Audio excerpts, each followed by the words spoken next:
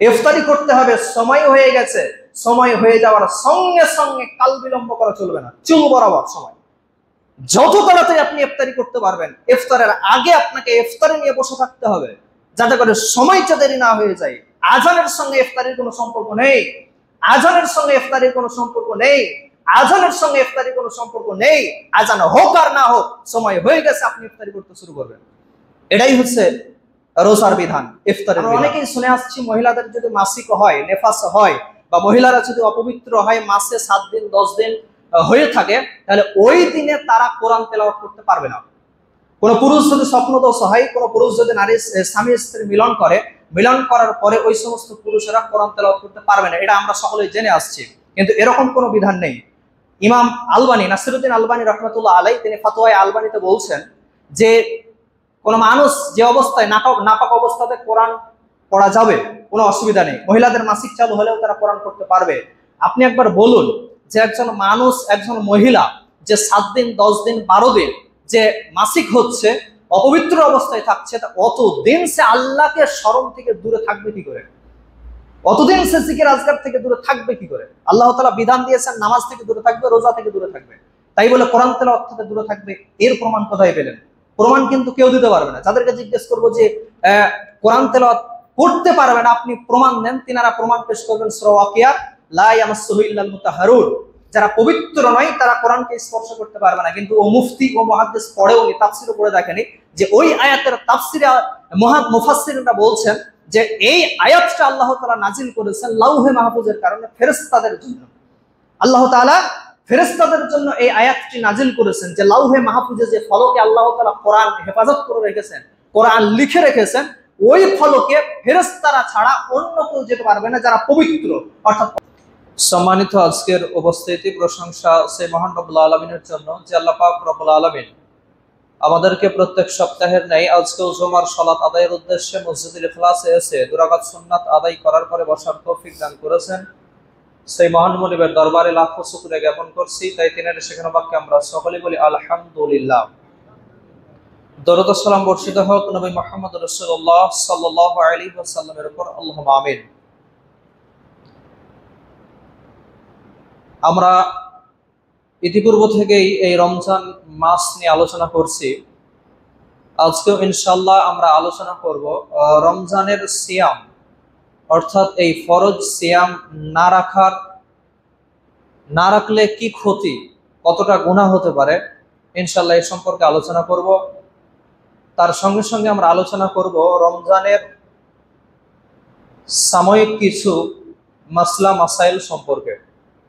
যদিও আমি এই মাসলা মাসাইলগুলো কপি করার চেষ্টা করব ইনশাআল্লাহ আব্দুল হামিদ মাদানী, মুজাফফর বিন মহসিন এবং নাসিরুদ্দিন আলবানীর গ্রন্থ থেকে। আমার নিজস্ব কোনো মতামত থাকবে না এতে, বা আমার ক্ষমতাও নেই যে আমি কোনো জিনিসের ফতোয়া দেব। শুধুমাত্র আমি এটা কপি করব এই সমস্ত বড় বড় আলেমদের থেকে, যাতে করে আমরা জানতে পারি বা বুঝতে পারি যে আমরা সিয়াম পালন করছি বা রোজা রাখছি, এই রোজাটা আমাদের সঠিকভাবে আল্লাহ তাআলার নিকটে গ্রহণীয় হচ্ছে কি না, বা আমাদের রোজার মধ্যে কি কি ভুল ত্রুটি দেখা দিতে পারে, বা রোজা না রাখলে আমরা কতটা ক্ষতির সম্মুখীন হতে পারি। একজন মুসলমান, সে নিজেকে মুসলমান বলে দাবি করছে, দাবি করার পরেও জনসম্মুখে অনেক মুসলমান আছে যারা জনসম্মুখে পানাহার করছে। অনেক মুসলমান আছে যারা নিজেদেরকে মুসলমান বলে দাবি করছে, চায়ের দোকানে বসে দিনের পর দিন, ঘন্টার পর ঘন্টা গীবত করছে, পরনিন্দা করছে, পরচর্চা করছে, মানুষের সমালোচনা করে বেড়াচ্ছে, অথচ সে রোজাদার। সে নিজেকে রোজাদার বলে পরিচয় দিচ্ছে, অথচ সে বা আমরা এই সমস্ত পাপ থেকে বিরত থাকতে পারছি না। এর নাম কিন্তু রোজা নয়, সিয়াম নয়। রোজা হচ্ছে, সিয়াম হচ্ছে ওটাই যেটা আমি সুবে সাদিক থেকে নিয়ে যখন ফজরের সাহারি খাওয়া শেষ হয়ে গেল, ফজরের আজান হয়ে গেল, তখন আমি খাওয়া দাওয়া পানাহার যেগুলো হালাল ছিল সেগুলো আমার জন্য হারাম ঘোষণা হয়ে গেল। আর কোনো জিনিস আমার জন্য দিনের বেলাতে হালাল নয়। খাওয়া দাওয়া থেকে নিয়ে নিজের স্ত্রী, যে স্ত্রীটা রাত্রের বেলাতে আজান হওয়ার পূর্বে হালাল ছিল, ওই স্ত্রীটা আজান হওয়ার সঙ্গে সঙ্গে আপনার জন্য হারাম হয়ে গেল। তাহলে বিশ্ব জুড়ে আপনি যদি তাকিয়ে দেখেন, তাহলে যে জিনিসগুলো আল্লাহ তাআলা আমার জন্য হালাল ঘোষণা করেছেন, সেই জিনিসগুলো ফজরের আজান হয়ে যাওয়ার সঙ্গে সঙ্গে আপনার আমার একজন মুসলমানের জন্য সবকিছু হারাম ঘোষণা হয়ে যায়। তাহলে যেগুলো রোজার মাসেও হারাম, অন্যান্য মাসেও হারাম, মানে 12টি মাসে যে জিনিসগুলো হারাম, সেই জিনিসগুলো রমজান মাসে কি করে হালাল হতে পারে? অনেক মানুষ আছে ইফতার করার পরে বিড়ি পান করে, অনেক মানুষ আছে ইফতার করার পরে গুটখা পান করে, অনেক মানুষ আছে ইফতার করার পরে গুটখা, খৈনি, জর্দা, হিরোইন, তামাক, গুল বাজে। তো এই সমস্ত মানুষগুলো কি করে রোজা রাখলো, সারাদিন না খেয়ে থাকলো, আর ইফতার করার পরে এগুলো পান করতে পারে? এগুলো যেমন 11টি মাস যেমন হারাম, রমজান মাসে যেমন হারাম, তেমনি 11টি মাসেও হারাম। গুটখা, খৈনি, জর্দা, হিরোইন, তামাক এগুলো বারবার বলে আসছে। তবু আমরা মুসলিম হিসেবে আমাদেরকে সতর্ক থাকতে হবে, সচেতন হতে হবে, রমজানের সিয়ামটাকে একটু ভিন্নভাবে পালন করার চেষ্টা করতে হবে। তো এই রমজানের সিয়াম আমরা পেয়েছি, পালন করছি। তো অনেক মানুষ আছে দেখবেন যে 11টি মাস সে আনন্দের সহিত খাওয়া দাওয়া করছে, কোনো অসুবিধা নেই, কোনো অসুখ নেই, বালা নেই, মুসিবত নেই, বিপদ নেই, আপদ নেই। অথচ যখনই রমজান মাস শুরু হচ্ছে তখন তার নতুন নতুন অসুখ শুরু হয়, তার পেটের অসুখ শুরু হয়। তো এই সমস্ত ব্যক্তিদের জন্য ভয়ঙ্কর ভয়ঙ্কর শাস্তির কথা কোরআনে ও হাদিসে বর্ণিত হয়েছে। সম্মানিত উপস্থিতি, তাহলে আমরা মুসলিম হিসেবে আমাদের উপর রমজানের সিয়াম ফরজ। এভাবে আল্লাহ তাআলা অনেক বিধান দিয়েছেন যেগুলো আমাদের জন্য ফরজ।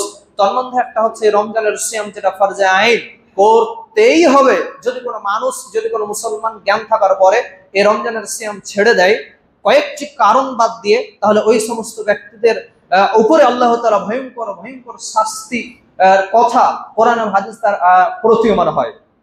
যারা বিনা কারণে, কয়েকটি কারণ আছে, ওই কারণ বাদ দিয়ে যারা বিনা কারণে জ্ঞান হওয়ার পরেও যদি কোনো মানুষ এই রমজানের সিয়াম ছেড়ে দেয়, তাহলে তার ভয়ঙ্কর শাস্তির কথা হাদিসে বর্ণিত হয়েছে। সম্মানিত উপস্থিতি, তাহলে এই রমজানের সিয়াম আমাদের সকলের উপরে ফরজ। যার জ্ঞান আছে, বুদ্ধি আছে, বিবেক আছে, মুসলমান, তারপরে আপনার বালক হয়ে গেছে, প্রত্যেক মুসলমান নরনারীর উপরে এই রমজানের সিয়াম ফরজ। তবে আমাদের জ্ঞান আছে, বিবেক আছে, বয়স হয়ে গেছে, এমন নয় যে আমরা নাবালক, সাবালক হয়ে গেছে, আমরা পাগল নয়, বা কোনো কারণ নেই, তারপরে অনেক মানুষ বিনা কারণে রমজানের সিয়াম ছেড়ে দেয়। তো এ সম্পর্কে হাদিসের মধ্যে রাসূল সাল্লাল্লাহু আলাইহি সাল্লাম অনেক ভয়ঙ্কর কথা বলেছেন, যে একজন মানুষ যদি এই সমস্ত জানার পরেও যদি রমজানের সিয়ামকে বিনা কারণে ছেড়ে দেয়, তাহলে তার জন্য কি ভয়ঙ্কর শাস্তি হতে পারে। রাসূল সাল্লাল্লাহু আলাইহি ওয়াসাল্লাম বলছেন যে আমি একদিন ঘুমিয়ে আছি, আমি একদিন শুয়ে আছি, এমত অবস্থায় দুইজন ফেরেশতা আমার নিকটে আসলেন। আসার পরে তারা আমার দুই বাহুকে ধরলেন, ধরার পরে আমাকে উঠিয়ে নিয়ে চলে গেলেন। তারপরে একটি উপত্যকার দিকে নিয়ে গেলেন, একটি পাহাড়ের দিকে নিয়ে গেলেন। পাহাড়ের দিকে নিয়ে যাওয়ার সময়তে দুই ফেরেশতা বলছেন, ইয়া রাসূলুল্লাহ, হে আল্লাহর রাসূল, আপনি এই পাহাড়ে উঠুন।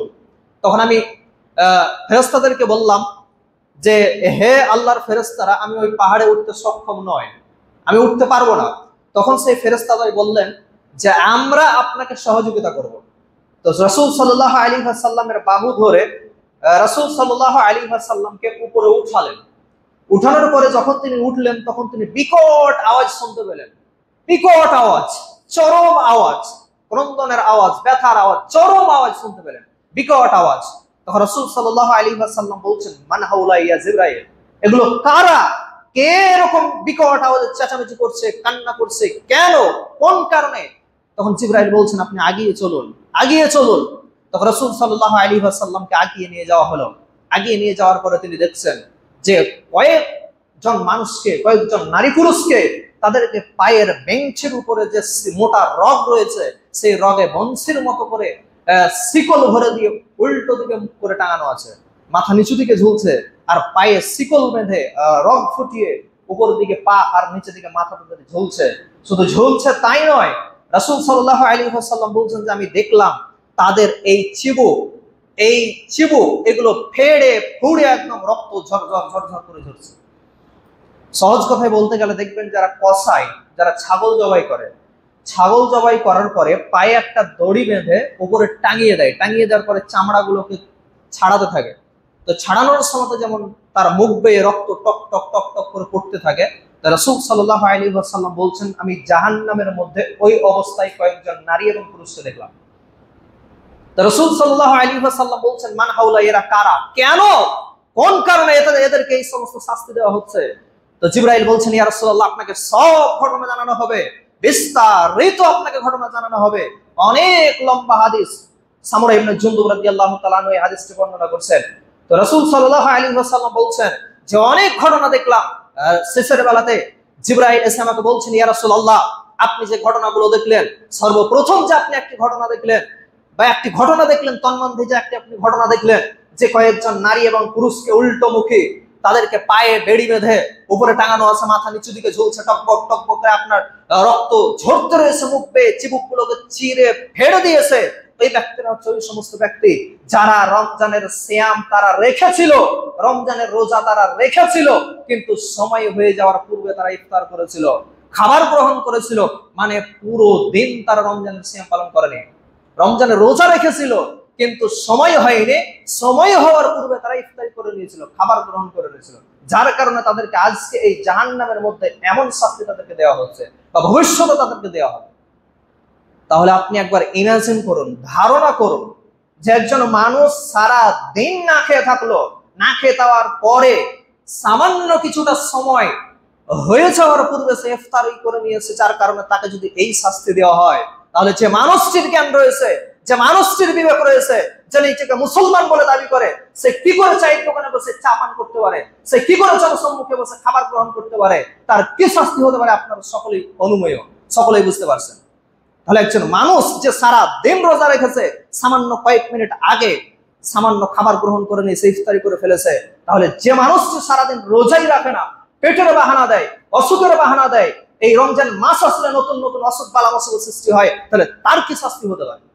এটা আপনারা জ্ঞানী গুণী মানুষ আপনাদের বিবেকের রেখে যাচ্ছে যে কি রকম শাস্তি হতে পারে জাহান্নামের মধ্যে। এটা ভয়ঙ্কর শাস্তি, ভয়ঙ্কর কথা এটা, যে রোজা রেখেও জাহান্নামে যেতে হবে সামান্য কয়েক মিনিটের জন্য। রাসূল সাল্লাল্লাহু আলাইহি ওয়াসাল্লাম বলেন যে আমার উম্মত ততদিন কল্যাণের মধ্যে থাকবে যতদিন আমার উম্মত তাড়াতাড়ি ইফতার করবে। তাড়াতাড়ি ইফতার যতদিন আমার উম্মতেরা করতে পারবে তারাই কল্যাণের মধ্যে থাকবে। যারা এই সময় হয়ে যাওয়ার পরে যারা বিরত থাকবে ইফতার করার থেকে, যারা দেরি করবে ইফতার করতে, তারা কোনোদিন কল্যাণের মধ্যে থাকবে না।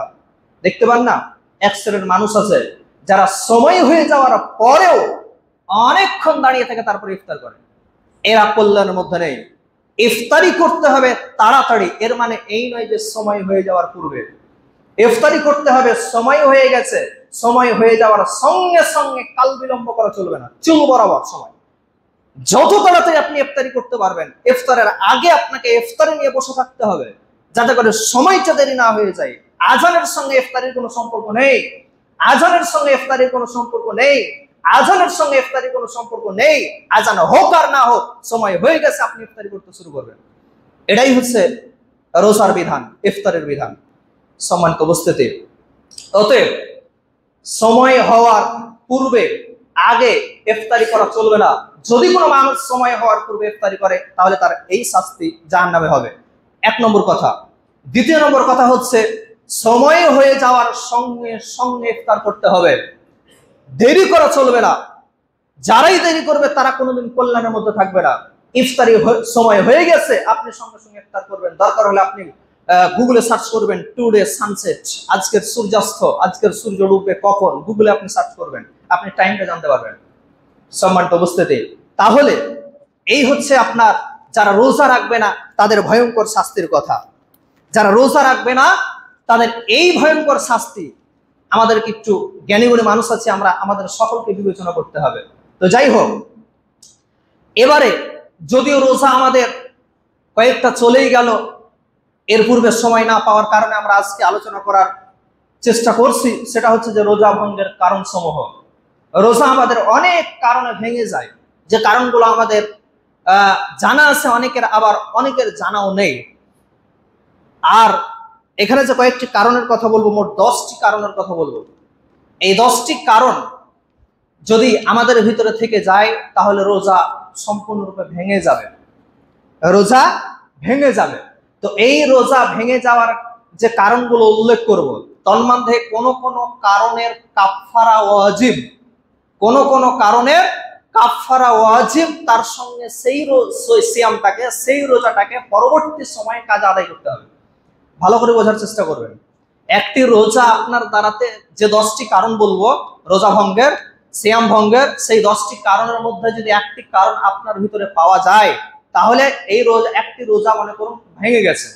তো তো ওই যে রোজাটি ভেঙে গেছে, তো ওই রোজাটি ভেঙে যাওয়ার কারণে কোন কারণ আছে এই 10টির মধ্যে, ওইগুলো কারণের মধ্যে কোন কারণ আপনার পরবর্তী সময়ে কাজা আদায় করতে হবে রোজাটা, আবার তার সঙ্গে কাফারা দিতে হবে একটা।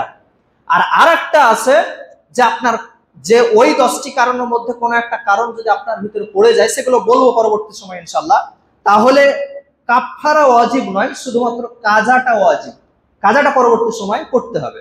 তো যাই হোক, তো এই যে 10টি কারণ আমি বলবো, তো এই 10টি কারণ তাদেরই রোজা ভাঙবে। 10টি কারণের মধ্যে কোনো কারণ যদি একজন মানুষের ভিতরে পাওয়া যায়, তাহলে তাদেরই রোজা ভাঙবে, যাদের ভিতরে 3টি শর্ত পাওয়া না যাবে। ভালো করে মনে রাখবেন, 3টি শর্ত যদি পাওয়া যায়, আর যদি এই 10টি কারণের মধ্যে একটি কারণ তার ভিতরে লক্ষ্য করা যায়, তাহলে তার রোজা ভাঙবে। আর যদি 3টি শর্ত না পাওয়া যায়, তাহলে রোজা ভাঙবে না। ওই 10টি কারণের মধ্যে একটি কারণ করলেও রোজা ভাঙবে না। 3টি শর্ত। 1 নম্বর শর্ত হচ্ছে যে এই 10টি কারণ রোজাদারদের জানা থাকতে হবে। রোজাদারদের জানা থাকতে হবে। সবাই জানি আমরা যে দিনের বেলাতে স্ত্রী সঙ্গম করলে, স্ত্রী মিলন করলে রোজা ভেঙে যায়, কিন্তু কোনো মানুষের যদি জানাই না থাকে যে দিনের বেলাতে স্ত্রী সঙ্গম করলে রোজা ভেঙে যায়, আর সে যদি স্ত্রী সঙ্গম করে দেয়, তাহলে তার রোজা ভাঙবে না, কারণ তার জানাই নাই, তাকে আগে জানতে হবে। তাহলে 1 নম্বর শর্ত হচ্ছে যে তার জানা থাকতে হবে, রোজা ভঙ্গের কারণগুলো জানা থাকতে হবে। তার ভিতরে যদি জ্ঞান না থাকে, তাহলে তার রোজা ভাঙবে না, কারণ আগে জ্ঞান থাকা জরুরি। অজান্তে সব জিনিসের মাপ আছে, 1 নম্বর শর্ত। 2 নম্বর শর্ত হচ্ছে তা যেন মনে রাখার সাথে সাথে যেন আপনার ব্যবহার করে দেয়, মানে ভুল করে যাতে না হয়, যে ভুল করে ফেলেছে, ভুল করে খাবার দাবার গ্রহণ করে ফেলেছে। খাবার দাবার গ্রহণ করলে তো রোজা ভাঙে। তো খাবার দাবার কোনো মানুষ যদি ভুল করে খেয়ে নেয়, তাহলে কি রোজা ভাঙবে? রোজা ভাঙবে না। তো ভুল করে কোনো মানুষ যদি করে দেয় এই 10টি কারণের মধ্যে, তাহলে তার রোজা ভাঙবে না। 3 নম্বর শর্ত হচ্ছে তা যেন নিজের ইচ্ছাতে করে, নিজের ইচ্ছাতে, জোরপূর্বক নয়। এখন যদি স্বামী এবং স্ত্রী দুজনে মূলত স্বামী স্ত্রী সঙ্গম করবে, এখন স্বামী যদি স্ত্রীকে জোর করে যে তোমার সঙ্গে আমাকে দিনের বেলাতে স্ত্রী সঙ্গম করতে হবে, আর স্ত্রী যদি সম্মতি না দেয়, তাহলে স্ত্রীর রোজা ভাঙবে না, স্বামী ভাঙবে। সম্মানিত উপস্থিতি, তাহলে এই 3খানা শর্ত জরুরি এই 10টি পয়েন্টের মধ্যে। তার মধ্যে 1 নম্বর দিয়ে শুরু করছি। রোজা ভঙ্গের 1 নম্বর কারণ, সেটি হচ্ছে স্ত্রী সঙ্গম করা। কোন মানুষ যদি দিনের বেলাতে স্ত্রী সঙ্গম করে, স্বামী স্ত্রী মিলন করে, তাহলে তার রোজা ভাঙবে, এটা আমরা সকলেই জানি। যদি সঙ্গম করে, তাহলে তার কাফফারা আছে। কাফফারাটি হচ্ছে যে একটি গোলাম আজাদ করতে হবে। কি করতে হবে? একটি গোলাম আজাদ করতে হবে। গোলাম যদি না পাওয়া যায়, তাহলে 60টি 60টি রোজা রাখতে হবে পর পর, একাধারে। একটিও রোজা বাদ দেওয়া যাবে না। 59টি রোজা রেখেছেন, তারপরে জ্বর হয়ে গেছে, অসুখ হয়ে গেছে, একটি রোজা বাদ দিয়েছেন, বাদ দেওয়ার ফলে আবার 60টি রোজা রাখতে হবে। দিনের বেলাতে মজা নিয়েছেন, আপনি 60টি রোজা রাখেন, তারপরে বুঝেন যে আল্লাহ বাদ দিতে বলেছেন, আপনি গেলেন কেন? 60টি রোজা আপনাকে টানা রাখতে হবে। যদি কোনো কারণবশত অসুখ বিসুখ বালা মুসিবত হয়ে যায়, রোজা যদি বাদ দিয়ে দেন, যতদূর বাদ দিয়েছেন তারপরে অসুখ বিসুখ ভালো হয়ে গেল, তারপরে থেকে শুরু করবেন, এরকম বিধান নেই। আপনার অসুখ বিসুখ বালা মুসিবত হয়ে গেছে, আপনি ওষুধ সেবন করুন, রোজা বাদ দিয়েছেন, আবার প্রথম থেকে অসুখ বিসুখ বালা মুসিবত যখন শেষ হয়ে যাবে, তখন আবার প্রথম থেকে শুরু করতে হবে। পর পর 60টি রোজা রাখতে হবে। জ্বর যখনই বাদ দিবেন, আবার প্রথম থেকে শুরু করতে হবে। দিনের বেলাতে স্ত্রী সঙ্গম করলে এই 2টি কাফফারা। সম্মানিত উপস্থিতি, এখানে একটি কথা হতে পারে বা প্রশ্ন আসে অনেকেরই, যে আমি সাহারি খেয়ে নিয়েছি, সাহারি খেয়ে নেওয়ার পরে আমি যদি স্ত্রীর সঙ্গে মিলন করি, সঙ্গম করি, তাহলে কি আমার রোজা ভাঙবে? আজান কিন্তু এখন পর্যন্ত হয়নি। তো মুহাদ্দিসিনরা বলছেন, তুমি সাহারি খাওয়ার পরে যদি স্ত্রীর সঙ্গে মিলন হয়, আর যদি আজান না হয়, তাহলে অসুবিধা কিছু নেই। তার কারণ হচ্ছে আপনার সিয়াম শুরু হবে আজান থেকে নিয়ে। আজান যখনই হয়ে যাবে, তখন সব কাজ আপনার জন্য হারাম হয়ে যাবে। যতক্ষণ আজান হয়নি, ততক্ষণ আপনার জন্য বিধান চালু হয়নি, রোজা শুরু হয়নি। অর্থাৎ আজান হওয়ার পূর্ব পর্যন্ত আপনি স্ত্রীর সঙ্গে মেলামেশা, আনন্দ ফুর্তি করতে পারেন, এতে কোনো অসুবিধা নেই। সম্মানিত উপস্থিতি, তাহলে 1 নম্বর রোজা ভঙ্গের কারণ হচ্ছে স্ত্রী সঙ্গম করা। এটা দিনের বেলাতে আমাদের বিরত থাকতে হবে, রাতের বেলাতে আপনার জন্য ছাড় রয়েছে, অসুবিধা নেই। 2 নম্বর কারণ হচ্ছে বীর্যপাত করা।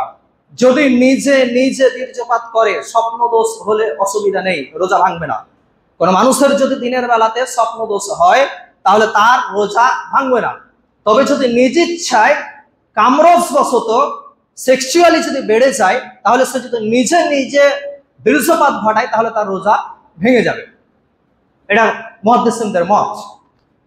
আর এই বীর্যপাত করার জন্য কিন্তু গুনাহগার হবে। গুনাহগার তো হবেই, রোজার মাসে শুধু নয়, অন্যান্য মাসেও এই কাজ থেকে বিরত থাকতে হবে। এটা একটা জঘন্যতম কাবিরা গুনাহ, সবচেয়ে বড় পাপের মধ্যে একটা অন্যতম বড় পাপ। এগুলো থেকে আমাদেরকে বিরত থাকবে। ছোট ছোট বাচ্চা ছেলে আছে, যার কারণে বিস্তারিত বলতে পারছি না। তারপরে 3 নম্বর হচ্ছে পানাহার করা। যে কোনো পানাহার করা থেকে তো বিরত থাকতে হবে। এগুলো পানাহার করলে রোজা ভেঙে যাবে। তো মহিলারা যদি তরকারিতে লবণ দেওয়ার সময় যদি হালকা করে জিভাতে যদি লবণের স্বাদটা চেখে নেয় তাহলে রোজা ভাঙবে না, অসুবিধা নেই। তারা চাকার পরে ফেলে দেবে। এমন হস্তিনী, এমন ভয়ঙ্কর স্বামী রয়েছে যারা তরকারিতে লবণ কম বেশি হলে তাকে মারে। তো ওই মার থেকে বাঁচার জন্য স্ত্রী তরকারি লবণ চাকবে, অসুবিধা নেই।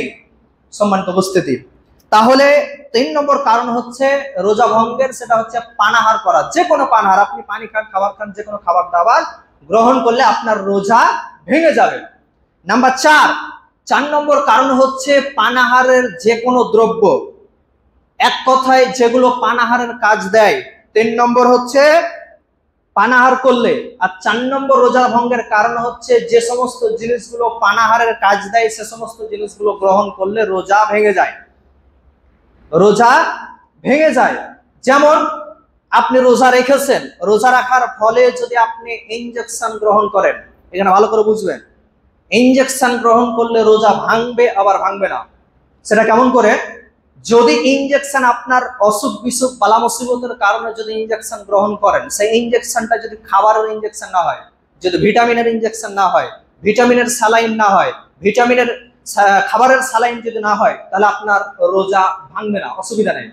আর যদি আপনি যে ইনজেকশনটা ব্যবহার করছেন, যে স্যালাইনটা ব্যবহার করছেন, সেই ইনজেকশন সেই স্যালাইনটা যদি খাবারের সামগ্রী পৌঁছে আপনার শরীরে, যদি ভিটামিন হয়, যদি খাবারের ইনজেকশন হয়, যে অনেক মানুষ আছে যারা শরীর দুর্বল, খাবারের ইনজেকশন দেয়, ভিটামিনের ইনজেকশন দেয়, শরীর তরতাজা হয়। তো এই সমস্ত ইনজেকশন, এই সমস্ত স্যালাইন ব্যবহার করলে রোজা ভেঙে যাবে। তাহলে যে সমস্ত জিনিস খাবারের উপদ্রব পৌঁছায় মানুষের শরীরে, সেই সমস্ত জিনিস, সেই সমস্ত ঔষধ, ইনজেকশন ব্যবহার করলে আপনার রোজা ভেঙে যাবে।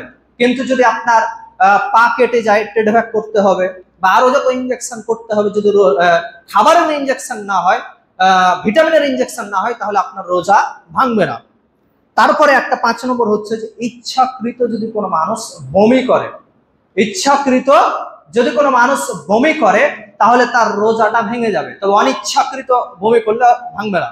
আপনাকে শরীর খুব খারাপ মনে হচ্ছে, খাবার দাবার গ্রহণ করেছেন, সকালে উঠেছেন, শরীর খুব খারাপ মনে হচ্ছে, খারাপ হওয়ার কারণে আপনি ইচ্ছা করে কোনো একটা খারাপ দুর্গন্ধ নাক দিয়ে শুঁকছেন, শোকার পরে আপনি বমি করার চেষ্টা করছেন, হাত ধরে আপনি বমি করার চেষ্টা করছেন, তাহলে আপনার রোজাটা ভেঙে যাবে, রোজাটা আর থাকবে না। এই রোজাটা পরবর্তী সময় আপনাকে কাজা আদায় করতে হবে। তারপরে হচ্ছে 6 নম্বর পয়েন্ট রোজা ভঙ্গের, সেটি হচ্ছে মহিলাদের যদি মাসিক শুরু হয় বা নেফাস শুরু হয়, তাহলে ওই মহিলারা এই রমজানের সিয়ামটা পালন করবে না, তারা পরবর্তী সময়ে কাজা পালন করে নেবে, কাজা আদায় করবে। এটা একটা কারণ। এখানে একটি গুরুত্বপূর্ণ কথা বলে রাখে, যদিও আমাদের অনেকের অজানা, ছোট থেকে আমরা শুনে আসছি যেটা চলবে না, তবে আজকে বলছি, শোনার পরে হয়তো অবাক লাগতে পারে, কিন্তু এটাই বাস্তব। আমরা অনেকেই শুনে আসছি মহিলাদের যদি মাসিক হয়, নেফাস হয়, বা মহিলারা যদি অপবিত্র হয়, মাসে 7 দিন 10 দিন হয়ে থাকে, তাহলে ওই দিনে তারা কোরআন তেলাওয়াত করতে পারবে না। কোন পুরুষ যদি স্বপ্নদোষ হয়, কোন পুরুষ যদি স্বামী স্ত্রী মিলন করে, মিলন করার পরে ওই সমস্ত পুরুষেরা কোরআন তেলাওয়াত করতে পারবে না। এটা আমরা সকলেই জেনে আসছি, কিন্তু এরকম কোনো বিধান নেই। ইমাম আলবানী, নাসিরুদ্দিন আলবানী রহমতুল্লাহ আলাই, তিনি ফাতোয়ায়ে আলবানীতে বলছেন যে কোন মানুষ যে অবস্থায় নাপাক অবস্থাতে কোরআন পড়া যাবে, কোনো অসুবিধা নেই। মহিলাদের মাসিক চালু হলেও তারা কোরআন পড়তে পারবে। আপনি একবার বলুন যে একজন মানুষ, একজন মহিলা যে 7 দিন 10 দিন 12 দিন যে মাসিক হচ্ছে, অপবিত্র অবস্থায় থাকছে, অতদিন সে আল্লাহকে স্মরণ থেকে দূরে থাকবে কি করে? অতদিন সে জিকির আজকার থেকে দূরে থাকবে কি করে? আল্লাহ তাআলা বিধান দিয়েছেন নামাজ থেকে দূরে থাকবে, রোজা থেকে দূরে থাকবে, তাই বলে কোরআন তেলাওয়াত থেকে দূরে থাকবে, এর প্রমাণ কোথায় পেলেন? প্রমাণ কিন্তু কেউ দিতে পারবে না। যাদেরকে জিজ্ঞেস করবো যে কোরআন তেলাওয়াত করতে পারবেন, আপনি প্রমাণ দেন, তিনারা প্রমাণ পেশ করবেন সূরা ওয়াকিয়া, লা ইয়ামাসসুহু ইল্লাল মুতাহহারুন। যারা পবিত্র নয় তারা কোরআনকে স্পর্শ করতে পারবে না। কিন্তু ও মুফতি ও মুহাদ্দিস পড়েও নি, তাফসিরও পড়ে দেখেনি যে ওই আয়াতের তাফসিরে মুফাসসিররা বলছেন যে এই আয়াতটা আল্লাহ তাআলা নাজিল করেছেন লাউহে মাহফুজের কারণে ফেরেশতাদের জন্য। আল্লাহ তাআলা ফেরেশতাদের জন্য এই আয়াতটি নাজিল করেছেন যে লাউহে মাহফুজে যে ফলকে আল্লাহ তাআলা কোরআন হেফাজত করে রেখেছেন, কোরআন লিখে রেখেছেন, ওই ফলকে ফেরেশতারা ছাড়া অন্য কেউ যেতে পারবে না যারা পবিত্র। অর্থাৎ অপবিত্র ব্যক্তিরা ওই লাউহে মাহফুজের কাছে কেউ যেতে পারবে না। এই পরিপ্রেক্ষিতে আল্লাহ তাআলা উক্ত আয়াত নাজিল করেছেন। অর্থাৎ ওই আয়াত এই কোরআন থেকে মহিলাদেরকে বিরত রাখার কোনো দলিল হতে পারে না। নাম্বার দুই নম্বর তিনারা দলিল পেশ করে থাকেন যে হযরত আলী রাদিয়াল্লাহু তাআলা আনহু তিনি বর্ণনা করেছেন যে আমার বারবার স্বপ্নদোষ হতো, যার কারণে রাসূল সাল্লাল্লাহু আলাইহি ওয়াসাল্লাম নিষেধ করেছেন তুমি খবরদার কোরআন তেলাওয়াত করবে না। এই হাদিসটি সম্পূর্ণরূপে জাল। ইমাম আলওয়ানি বলেছেন এই হাদিসটি সহিহ নয়। অতএব সর্ব অবস্থায় আপনি কোরআন তেলাওয়াত করতে পারেন, স্পর্শ করেও কোরআন তেলাওয়াত করতে পারেন, ইমাম আলবানী রাহমাতুল্লাহ আলাইহি বলছেন। তবে আপনার মনে যদি খাটকা থাকে তাহলে আপনার যেগুলো মুখস্থ আছে সেগুলো আপনি পাঠ করুন, তবে কোরআন পড়া থেকে আপনি বিরত থাকতে পারবেন না। সম্মানিত উপস্থিতি, এটা আমার নিজস্ব ফতোয়া নয়, এটা নাসিরউদ্দিন আলবানীর ফতোয়া আমি নকল করলাম। ফতোয়া আলবানীতে তিনি বলেছেন। তো যাই হোক, মহিলাদের যখন মাসিক চালু হয়ে যাবে তখন তিনারা এই রমজানের সিয়াম রাখা থেকে বিরত থাকবেন, যতদিন হবে ততদিন তিনারা বিরত থাকবেন। তারপরে রমজানের সিয়াম ভঙ্গের 7 নম্বর কারণ হচ্ছে দূষিত রক্ত বের করা, শরীর থেকে দূষিত রক্ত বের করা, হিজামা করা বা রক্ত দান করা। এখানে উলামাদের মধ্যে মতানৈক্য রয়েছে, মতপার্থক্য রয়েছে। কোন কোন উলামা বলছেন যে রাসূল সাল্লাল্লাহু আলাইহি ওয়াসাল্লাম হিজামা লাগাতে নিষেধ করেছেন। একটা হাদিসে আছে যে রাসূল সাল্লাল্লাহু আলাইহি ওয়াসাল্লাম বলেছেন যে হিজামা লাগাই আর যার লাগানো হয় দুজনের রোজা পণ্ড হয়ে যাবে, ভেঙে যাবে। আর একজন সাহাবী বলছেন যে রাসূল সাল্লাল্লাহু আলাইহি ওয়াসাল্লাম শেষ বেলাতে তিনি হিজামা করলেন, ওই অবস্থায় তিনি রোজাদার ছিলেন। তাহলে দুইটা হাদিসের মধ্যে টকরাও হচ্ছে। তো মুহাদ্দিসিনরা বলছেন কোন মানুষ যদি হিজামা লাগায় বা কোন মানুষ যদি রক্তদান করে, তাহলে রক্তদান করার পরে যদি তার শরীর দুর্বল হয়ে যায়, যদি একেবারেই দুর্বল হয়ে যায়, শরীর চলতে পারে না, তাহলে ওই অবস্থায় ওই ব্যক্তিটির রোজা ভেঙে যাবে। আর কোন মানুষ যদি রক্ত লাগালো, হিজামা করলো, হিজামা করার পরে রক্তদান করার পরে যদি তার শরীরের কোনো দুর্বলতা বহির্প্রকাশ না হয়, দুর্বল না মনে হয়, তাহলে তার রোজাটা হয়ে যাবে, তাতে কোনো অসুবিধা হবে না। এটা মুহাদ্দিসিনদের মত বললাম। সম্মানিত উপস্থিতি, আর রক্ত পরীক্ষা করার ক্ষেত্রে যে রোজা অবস্থায় রক্ত পরীক্ষা করব, হালকা রক্ত নিয়ে রক্ত পরীক্ষা করব, রক্ত পরীক্ষা করলে কোনো রোজা ভাঙবে না, এতে কোনো অসুবিধা নেই।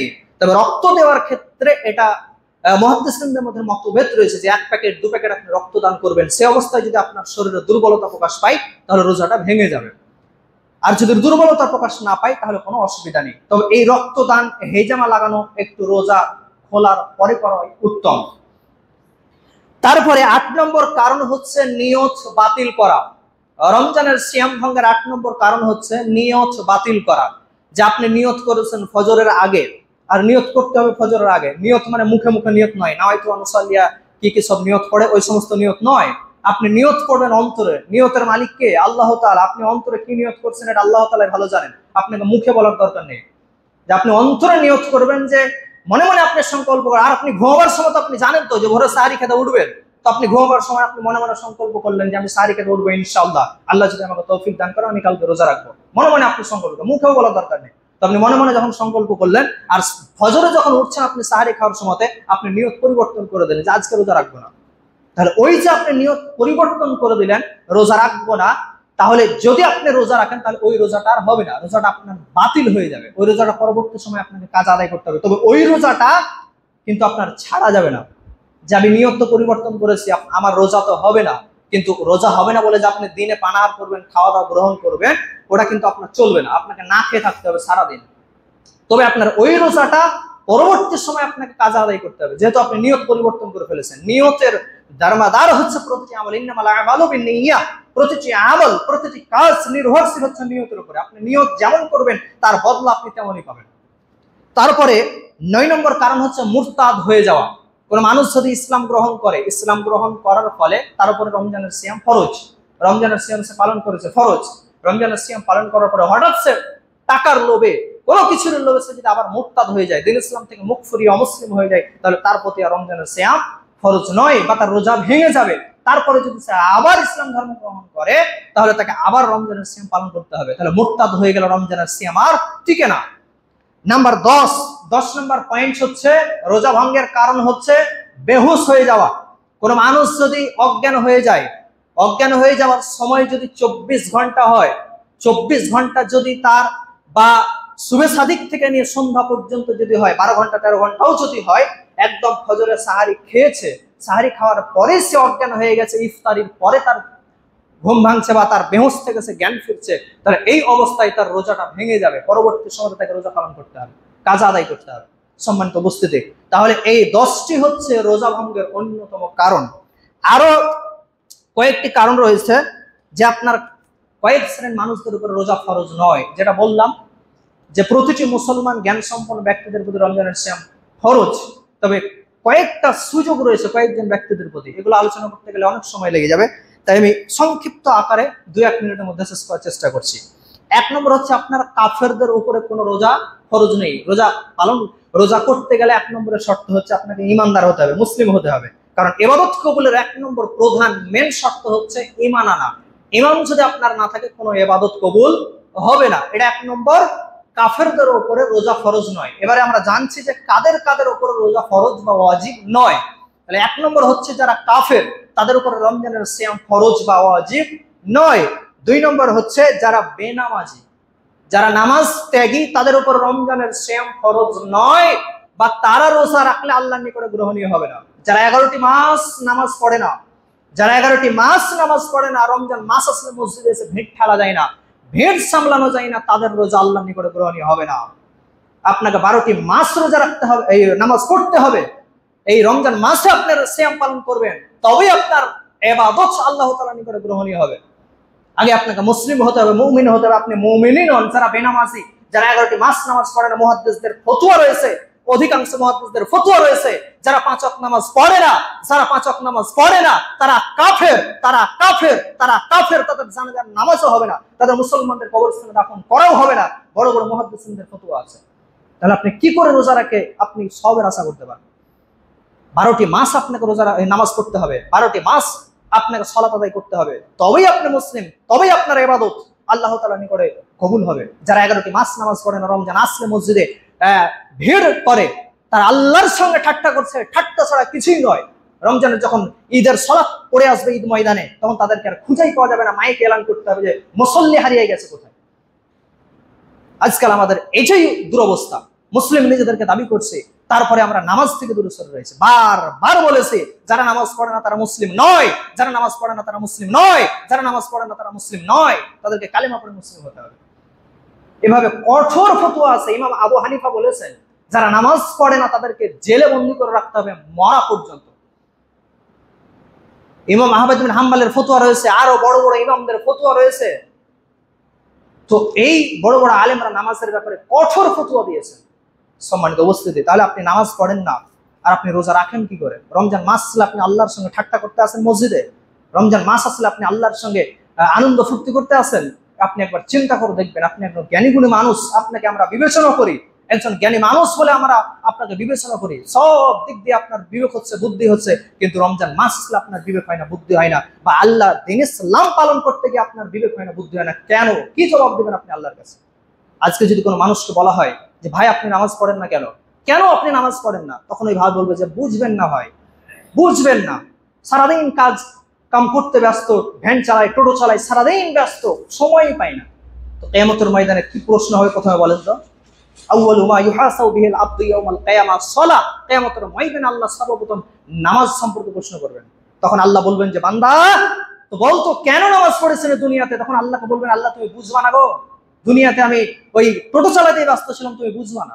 তখন আপনি বলিয়েন, বুঝবেন না বলিয়েন আল্লাহকে, তখন আপনার কতটা বাঁচ দিবে আল্লাহ, তখন আপনি বুঝতে পারবেন। সম্মানিত উপস্থিতি, ধরো নামাজ একটা সবচেয়ে বড় ইবাদতের মধ্যে একটা বড় ইবাদত। তো যাই হোক, বলছিলাম যারা বেনামাজি তাদের রোজা আল্লাহ তাআলার নিকটে গ্রহণীয় হবে না। নাম্বার 3 নম্বর হচ্ছে যারা শিশু, যারা নাবালক, সেই নাবালকদের উপরে রমজানের সিয়াম ফরজ নয়। তারা যদি সিয়াম রাখে তাহলে তারা নেকি পাবে, তাদের নেকিটা যুক্ত হয়ে থাকবে। আমলের খাতা যখন খোলা হবে তাদের নেকিটা আমল নামাতে যুক্ত হবে। নাম্বার 2, শিশুরা যদি রোজা রাখে, তারা যদি অভ্যস্ত হয়, তাহলে তার নেকির ভাগীদার তার পিতামাতা হবে। অতএব বাড়িতে শিশু থাকলে, ছোট ছেলে মেয়ে থাকলে তাদেরকে রোজার জন্য অভ্যস্ত করতে হবে, তাদেরকে কিছু উপহার উপঢৌকন দিতে হবে যাতে তারা অভ্যস্ত হয় ছোট থেকে। অনেক পিতামাতা রয়েছে বলে পড়াশোনার ব্যাঘাত ঘটছে গো, ওই যে মাধ্যমিক দিয়েছে, 12 উচ্চ মাধ্যমিক দিয়েছে, কলেজে পড়ছে, তারপরে বলছে পড়াশোনার ব্যাঘাত হয়। ও কবরে যাওয়ার পর রোজা রাখবে নাকি? ও যখন কবরে চলে যাবে তখন মালাকুল মউতকে বলবে আমাকে একটু সময় দাও, আমি রমজান রোজাটা একটু রেখে আসি, আমাকে একটু সময় দাও, আমি নামাজটা পড়ে আসি। তখন বুঝতে পারবে যে কি অবস্থা। ছেলেমেয়ের পড়াশোনা হয় না যার কারণে রোজা থেকে বিরত রাখছে। একটু আপনি বিবেকের ধাক্কায় আপনি চিন্তা করবেন, বিবেকের ভিতরে আপনি চিন্তা করবেন যে পড়াশোনার জন্য আপনি কে বললো পড়াশোনা হবে না? যত খাবার গ্রহণ করবে তত ঘুম আসবে, তত অলসতা বাড়বে। আর না খেয়ে থাকবে রমজান মাসে, আরামের সহিত পড়াশোনা আসবে, ঘুমই ধরবে না, পড়াশোনা ভালো হবে। অতএব একটু চিন্তা করে দেখবেন। তারপরে তো যাই হোক, সময় শেষ হয়ে গেছে। এ সম্পর্কে আরো অনেক বলার কিছু ছিল, আরো অনেক পয়েন্ট আছে যাদের উপর রমজানের সিয়াম ফরজ নয়। ইনশাআল্লাহ পরবর্তী সময় আলোচনা করব। সময় যেহেতু পার হয়ে গেছে, তো এখানে শেষ করলাম। পরিশেষে আল্লাহ তাআলার কাছে দোয়া করি, হে আল্লাহ, আমরা যেন এই সমস্ত জিনিস থেকে বিরত থাকতে পারি, সেরকম তৌফিক দান করো। হে আল্লাহ, তুমি যেমন ভাবে চাও সেরকম ভাবে যেন আমরা এই রমজানের সিয়ামকে তোমার কাছে পেশ করতে পারি, সেরকম তৌফিক দান করো। আমিন। ওয়া আলহামদুলিল্লাহি রাব্বিল আলামিন। আল্লাহুম্মা সাল্লি